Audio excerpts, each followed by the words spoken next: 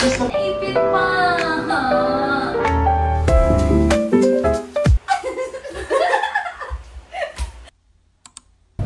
It's 9:03 PM. Magsa-start na ako magligpit-ligpit ng gamit. And before ko gawin yun, gusto ko muna i-share sa inyo na dumating na yung aking shoe rack. Ayun siya guys. So mamaya ipapakita ko sa inyo kapag naligpit ko muna yun. Pag naligpit ko yung mga gamit namin. Kasi guys, hindi ko alam kung kung tama ba yung pinaggagawa ko. Pero shoe rack yung una kong binili. Since yung first namin na shoe rack is iniwan na namin dun sa dati naming unit. Kasi napansin ko nung una is eto, papakita ko sa inyo kung ano yung itsura yung first na shoe rack namin. And hindi ko yan nagustuhan kasi nga, di ba, parang pag may pumapasok na visitor, yung mga kalat agad yung mga nakikita. Eh, minsan, hindi ko masyado naaayos yung mga sapatos. So, kaya, ang pinili ko na now is yung ganito, yung parang cabinet na type na siya. Sobrang ganda niya. Tingnan niyo naman. Medyo kailangan ko lang siya ikipit dito ng konti. Yes. Kasi, alam niyo guys, sobrang saya kasi may stopper dito and nag-fit siya. Kaya nalagay ko pa yung trash bin namin. And, happily yung trash bin, nagkasya din. Kaya, sobrang ganda niya. So, magsa-start na ako mag-transfer ng mga sapatos. So guys, next na natin ikabit tong electric fan. Kanina guys, akala ko hindi ako makakabili ng electric fan kasi yung electric fan kasi na gusto ko is yung hindi yung mga, yung normal, yung mga casual na electric fan. Gusto ko yung may konting style, yung medyo aesthetic tayo. And yung unang napili ko is from Dowel, kaso wala na silang stock kanina sa SM. So, pero, ang stock medyo hindi ako nag-isip kasi meron palang SM appliances sa baba. Meron doong electric fan na talaga ng attraction ko kanina. Ang ganda, may color yellow, pink, tapos parang something sky blue. Ang ganda ng color niya guys. Pero hindi kasi colorful ang goal natin for today. So, kaya itong pinili ko. Itong white na. Plain white. Pero medyo aesthetic siya.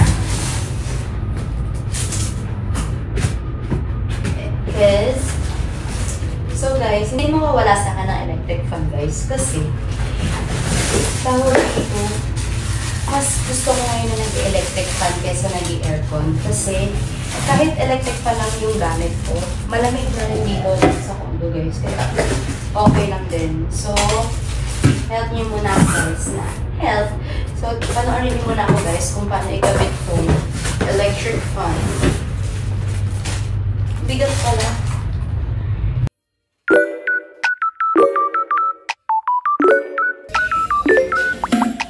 I'm so happy. And may nagkabit na siya ng red. Feeling ko may mali akong nagawa. Feel ko lang. Ito, bakit nasa unahan to? Pero okay na yan. Mag-work yan. 1, 2, 3, let's see.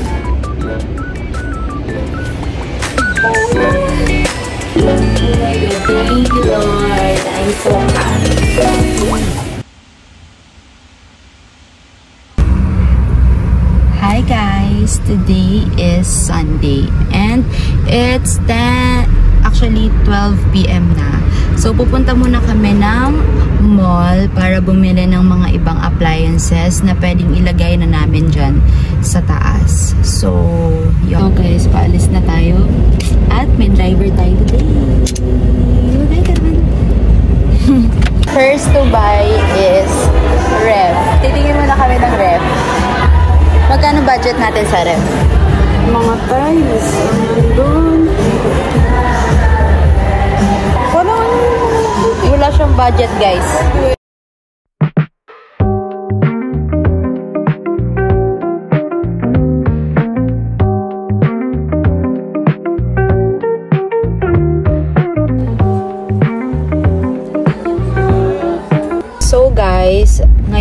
pupunta muna kami ng Estancia. And i-check din namin doon guys kung may mga bilihan ng appliances na affordable and swak sa budget. And also guys, titignan din namin kung may mga designs na okay din ba and mag-fit doon sa mga color na gusto namin.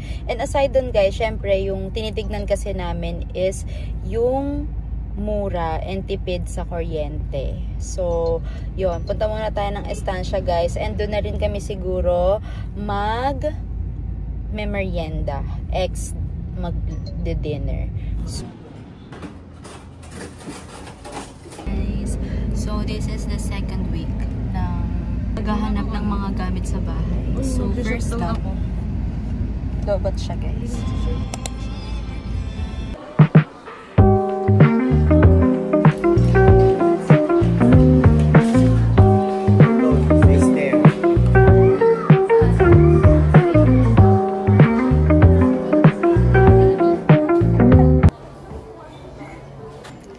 Guys, nandito kami sa may mga sofa na station. So may napili na ata siya. Nagbago na naman yung isip niya. Yung top 2, ayan naman. Eto, maganda rin naman to. Gusto mo ba niyan? Ay, mas malapad to. Ang tanong, kasama mo din mga to? Oo, kasama yan. Hindi, may 8, 9, 9. Hindi. Ito. So, hi guys! So, yun, kakauwi lang namin from IKEA and it's already 9:15 PM.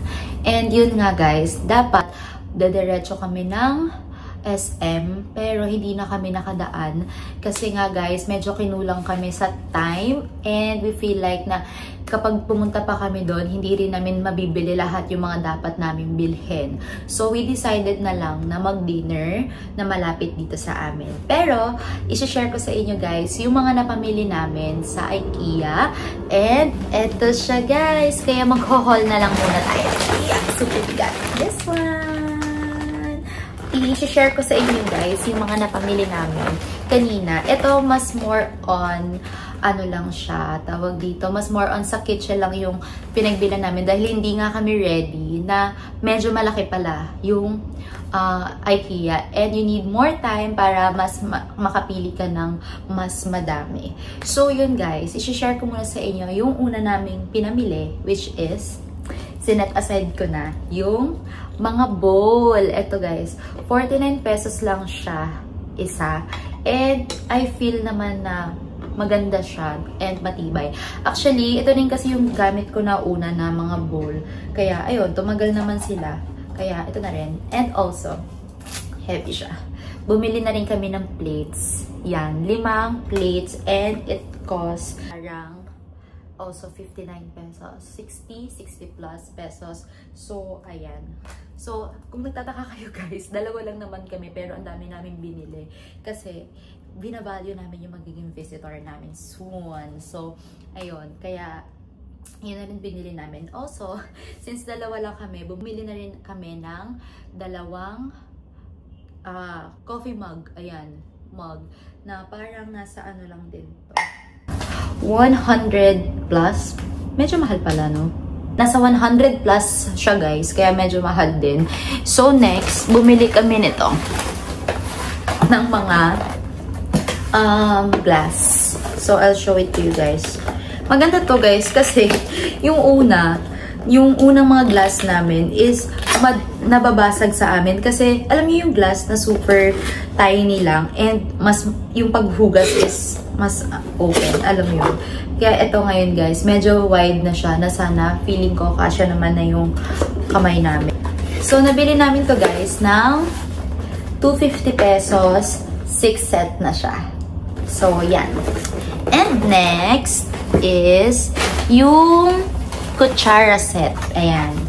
Kutsara set. So, ano na rin to guys. Parang nasa 6 pieces na rin. Meron na siyang spoon and yung kutsarita. And then also yung fork niya.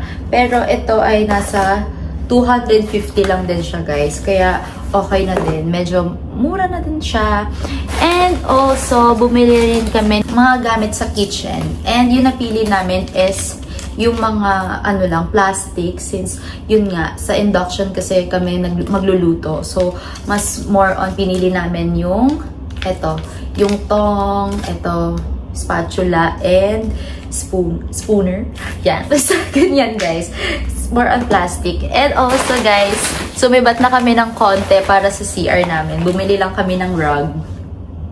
Yan. Rug na medyo makapal. Actually, guys, yung mga iba, yung mga pang rooms nila, and yung mga katulad nito, medyo mahal siya. Pero nabili ata namin to parang 350 pesos. Pero sa design naman niya, guys, ganyan siya.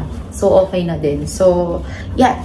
And lastly is yung ito, panlinis ng CR. Since mahilig maglinis-linis ng CR and kailangan kompleto rin yung mga ibang bagay doon na panlinis. Kaya bumili na rin kami. Sumibat na kami ng onti para sa CR. And yun, parang ito ay nasa 99 pesos lang din. So, mura lang din siya.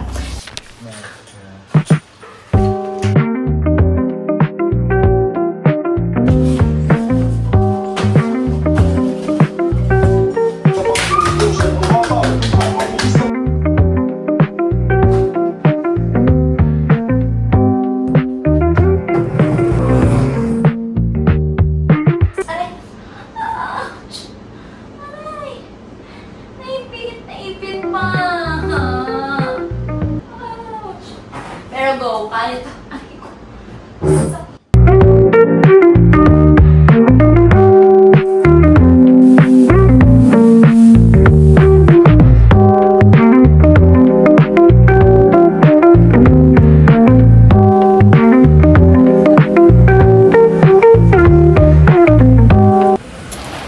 So, hi guys! Today is Sunday and it's currently 10:30 PM. And guys, nakauwi na kami galing SM ulit. So, ayun. Kompleto na namin ang aming appliances. Meron na kaming ref and yung range wood. Ito. Sorry guys, easy kumakain sa gilid.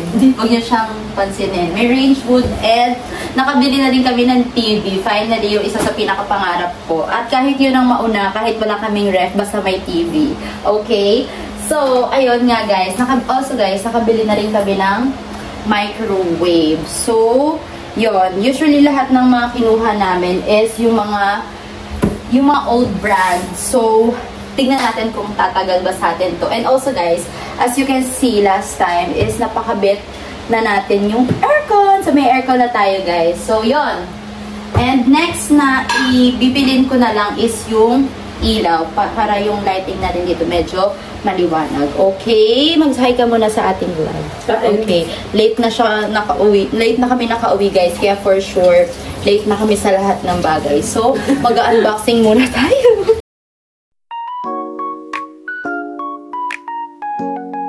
Na-open na natin yung ref, guys.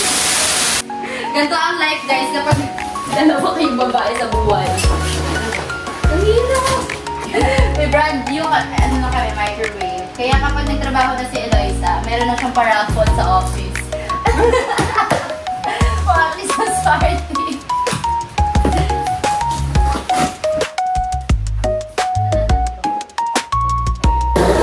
So last one guys, i-unbox na natin yung ating gamitin.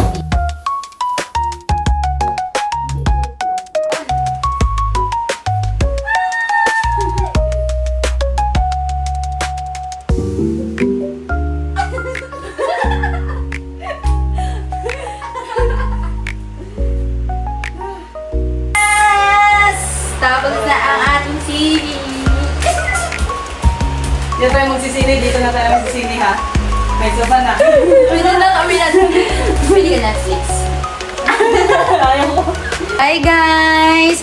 Tapos na yung TV natin and nakabit na rin namin yung aming microwave and ref. So dito na po nagtatapos ang ating video and sana masundan pa to. Bye!